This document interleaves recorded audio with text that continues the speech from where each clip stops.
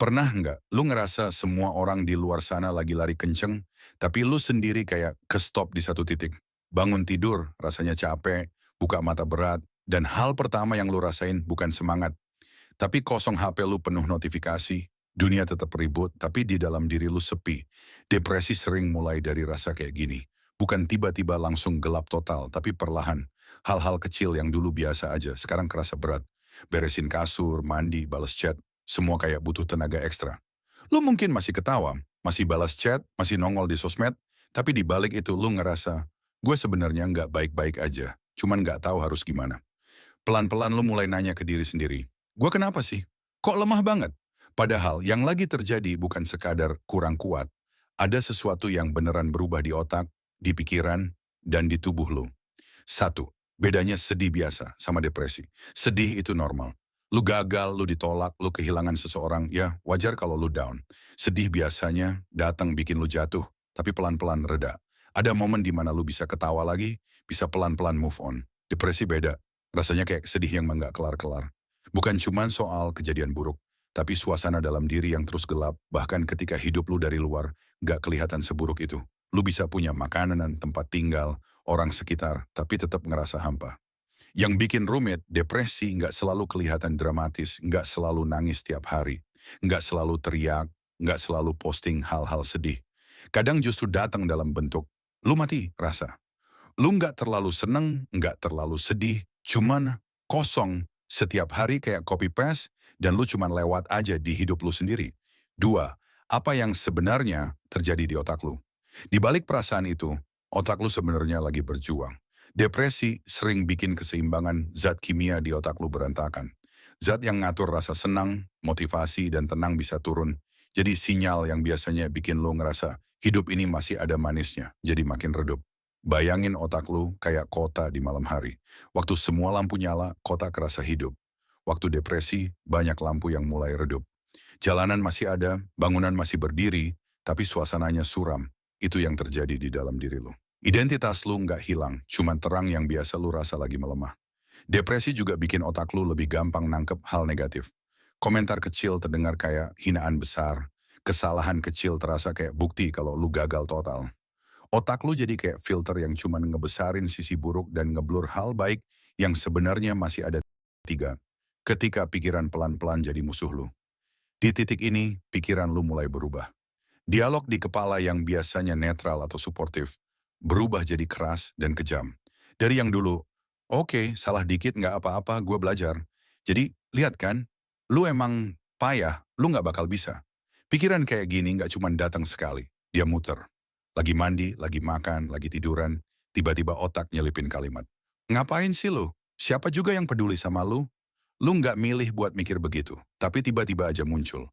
Yang lebih bahaya, lu pelan-pelan mulai percaya. Lu mulai percaya kalau lu beban, nggak layak dicintai, nggak berguna, atau hidup lu nggak ada arti. Padahal itu bukan kebenaran. Itu cuma suara depresi yang lagi nempel di kepala lu. Tapi karena diulang terus, dia terdengar kayak fakta. Dan disinilah banyak orang mulai pelan-pelan putus harapan. Empat, tubuh ikut jatuh. Lelah yang nggak sekadar kurang tidur. Depresi bukan cuman masalah di kepala, tubuh ikut ngomong. Ada yang tidurnya kebanyakan, bangun cuma buat scroll sebentar, terus balik rebahan. Ada yang justru susah tidur, kepala panas penuh pikiran tapi badan lemes nggak karuan. Nafsu makan juga bisa berubah. Ada yang makan terus cuma buat nutup rasa kosong. Ada yang ngeliat makanan aja malas badan berat, otot tegang, kepala sering pusing, dada sesak, dan lu ngerasa kayak habis lari maraton, padahal hari itu lo nggak ngapa-ngapain. Itu bukan malas, itu badan yang lagi ikut nanggung beban yang nggak kelihatan. Hal-hal kecil kayak mandi, rapiin kamar, atau balas chat bisa kerasa kayak tugas besar. Orang luar cuma lihat, ih, lu nggak produktif banget sih. Padahal buat orang yang lagi depresi, bertahan sampai akhir hari aja udah perjuangan yang nggak main-main. 5. Lingkaran setan. Semakin jatuh, semakin sulit keluar. Masalahnya, depresi pinter bikin lingkaran setan. Lu ngerasa lelah dan nggak berharga, jadi lu berhenti ngelakuin aktivitas yang biasanya bikin lu dapat rasa berhasil. Lu nggak ngerjain tugas, nggak nyelesain hal kecil, nggak ngobrol sama orang. Karena nggak ada momen berhasil, otak lu makin jarang dapat bukti. Kalau lu bisa lama-lama, suara di kepala makin kencang. Tuh kan, lu emang gagal, lu emang nggak bisa apa-apa. Akhirnya lu semakin narik diri, semakin menghindar, dan semakin sedikit hal positif yang bisa ngerem narasi negatif di kepala lu. Inilah kenapa depresi sering bikin orang ngerasa terjebak. Semakin lama dibiarkan, semakin banyak hal yang rusak. Hubungan, pekerjaan, sekolah, keuangan, kepercayaan diri. Bukan karena mereka nggak peduli, tapi karena mereka nggak punya energi buat bangun dan memperbaiki. 6. Depresi sering tersembunyi di balik senyum. Yang bikin depresi makin berbahaya adalah dia sering nggak kelihatan. Banyak orang yang lagi hancur di dalam, tapi tetap bercanda di luar.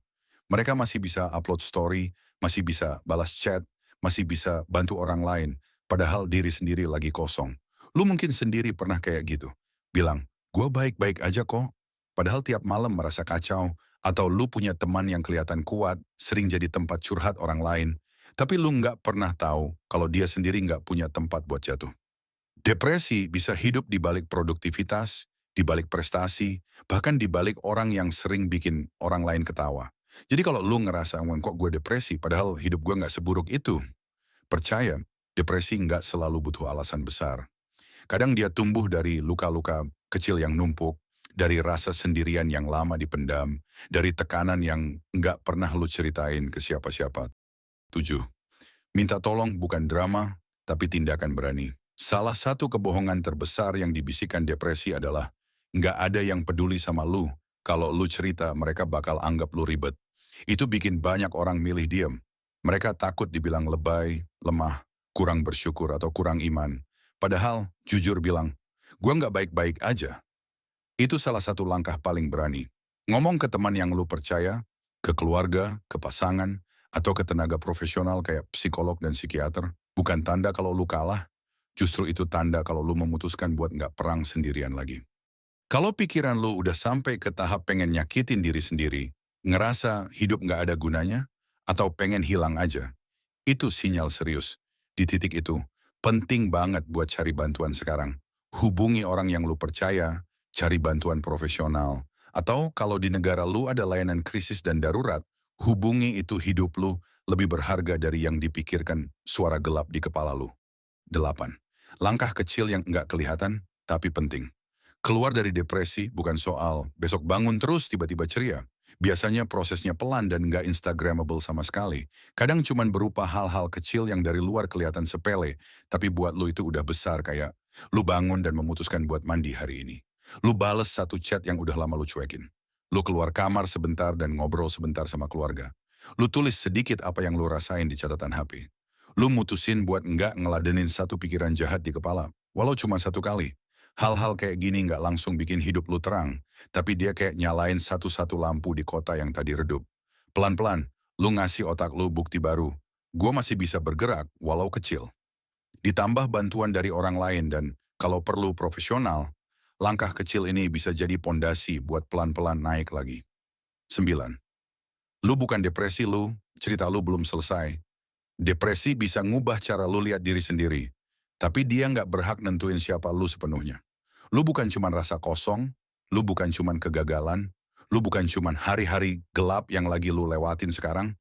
Lu tetap orang yang punya mimpi, potensi, dan versi diri yang belum sempat lu temuin. Kalau lu lagi nonton video ini dan ngerasa, ini gue banget, jangan berhenti di rasa relate. Jadikan ini sinyal kalau lu perlu mulai bergerak sekecil apapun. Entah itu cerita ke seseorang malam ini, cari info profesional besok, atau minimal jujur ke diri sendiri. Gue butuh ditolong dan itu nggak bikin gue jadi manusia gagal. Depresi mungkin bagian dari bab hidup lu sekarang, tapi dia bukan halaman terakhir.